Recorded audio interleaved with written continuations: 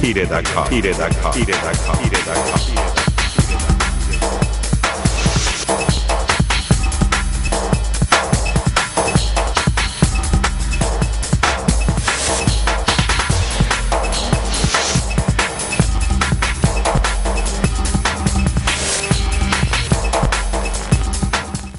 2001 সালের নির্বাচনের পরদিন থেকেই আমাদের এই অঞ্চলের ব্যবসা প্রতিষ্ঠান খ্যাত নতুন বাজার, সেখানে সর্বপ্রথম সকাল খুব ভোর থেকেই তারা অত্যাচার, নির্যাতন এবং চাঁদাবাজি শুরু করে এবং আমি এবং আমাদের তৎকালীন নেতৃবৃন্দ অ্যাডভোকেট মঞ্জুরুল ইমাম প্রয়াত, উনি মারা গেছেন, ওনাকে মেরে ফেলা হয়েছে। ওনারা সহ আমরা সকলে ছুটে যাই এবং তখন তাদের যে বিভীষিকাময় যে অবস্থা, সেই অবস্থা আমরা সচক্ষে দেখি এবং সেই সমস্ত মানুষ, বিশেষ করে যে প্রতিষ্ঠান ছবি ফিস, তার মালিক সহ আমরা তাদের সঙ্গে আলাপ আলোচনা করি এবং প্রশাসনকে জানাই, কিন্তু তখন প্রশাসনও অসহায়, যে কারণে তাদের জন্য আমরা তখন কিছুই করতে পারি নাই। 2001 সালের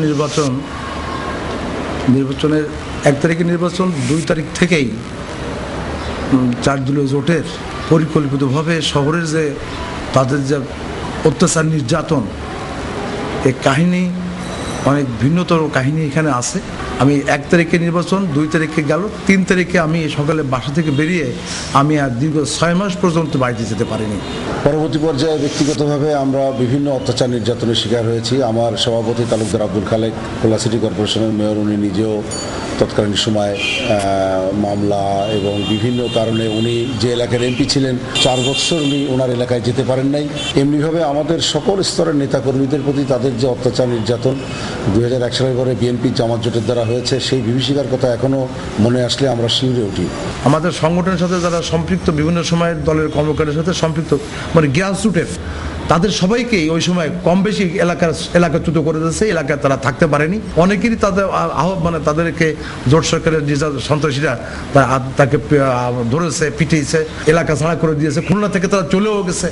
এই অবস্থাটা ওই সময় আমি নিজে দেখেছি। এই আওয়ামী লীগ অফিসেই আমাদের সময় কয়েকবারই আক্রমণ হয়েছে এবং আমাদের যখন বোমা মারা হয়েছে, আমাদের কামরুল ইসলাম কুটু তার জ্বলন্ত প্রমাণ, উনি আমাদের থানা আওয়ামী লীগের নেতা ছিলেন, উনি আমার সঙ্গে দাঁড়িয়ে কথা বলছিলেন এবং যে বোমা মারা হয়, মারাতে সেই বোমার আঘাতে উনি সাথে সাথে মৃত্যুর কোলে ঢলে পড়েন এবং আমাদের প্রায় 20 জনের মতো আমরা আহত হই। 2001 সালের পরে আমরা ঘর থেকে বেরোতে পারতাম না।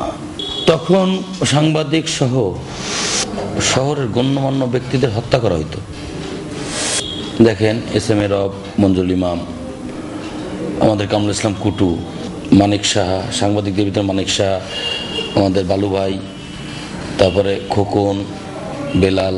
দলীয়করণ এবং দুর্নীতি এবং সন্ত্রাসী কর্মকাণ্ড, এর সব কিছুর তৎকালীন প্রশাসন, তৎকালীন এমপি, তৎকালীন মন্ত্রীদের সহযোগিতায় তারা আওয়ামী লীগ স্বাধীনতার পক্ষের শক্তি, স্বাধীনতার মুক্তিযোদ্ধাদের পরে যে অত্যাচার, নির্যাতন করেছে, সেই বিভীষিকা কথা বর্ণনা করলে শিউরে উঠতে হয়। হত্যাকারী যারা ছিল এরা সবসময় তৎকালীন শাসকরাই তাদের পৃষ্ঠপোষকতা করছে। আমাদের এই কুখ্যাত এলাকা খুলনার বানিয়া খামার, এখানে সরকারি দলে যারা ছত্রছায়ায় ছিল সমস্ত চিহ্নিত সন্ত্রাসী। এরা প্রকাশ্যে অস্ত্র নিয়ে ঘুরত, আমরা চোখে দেখতাম, সাধারণ পাবলিকও চোখে দেখছে, কিন্তু কেউ কিছু বলার সাহস পায়নি। আমি রাজনৈতিকভাবে আমার এই জীবনে আমি 2001 সালের আগ পর্যন্ত ঠিক এমনিভাবে বিপর্যয় বা এইভাবে সন্ত্রাসী কর্মকাণ্ড আমি আমার চোখে কখনো দেখি নাই, যেটা 2001 সালের নির্বাচনের পরে দেখেছি। এইখানে আমার এই অফিসের সামনে দেখেন একটা মন্দির আছে, কি যে ব্যাপক চাঁদাবাজি হয়েছে এই মন্দিরে আপনি ধারণাও করতে পারবেন না। পুজো হবে, এটা সনাতনী ধর্মীদের একটা প্রধান উৎসব, শারদীয় দুর্গোৎসব, কিন্তু এখানে গেটের নাম লেখা রয়েছে অমুক একটা মুসলমান ছেলের নাম, সে হচ্ছে ছাত্র দলের সদর থানার সাধারণ সম্পাদক। পুজো হচ্ছে হিন্দু কমিউনিটির মানুষদের, আর নাম থাকবে তার, চান্দার বই তারা নিবে, চান্দা কালেকশন তারা করবে, মন্দিরালাদের দিলে দিল, না দিলে না দিল। তাদের বিরুদ্ধে যে আইনানুগ ব্যবস্থা এটা গ্রহণ করার জন্য আমি মাননীয় স্বরাষ্ট্রমন্ত্রীর কাছে আহ্বান জানাই এবং পাশাপাশি মাননীয় প্রধানমন্ত্রীর দৃষ্টি আকর্ষণ করে আমি বলতে চাই যে এই অসহায় মানুষদের যেন অবশ্যই তাদের পাশে আইন যেন সেইভাবে থাকে, শক্তভাবে তাদের পাশে এসে দাঁড়ায়। আমি অবশ্যই চাবো যারা সন্ত্রাসী কর্মকাণ্ডের সাথে যারা সম্পৃক্ত তাদের অবশ্যই তাদের বিচার হতে হবে। তা প্রধানমন্ত্রীর কাছে আহ্বান জানাবো এই সমস্ত চিহ্নিত সন্ত্রাসীদের বিরুদ্ধে ব্যবস্থা নেওয়া হোক এবং এদের সমাজ থেকে উৎপাদন করা হোক এবং সমাজে এদের কোনো স্থান না দেওয়া হোক।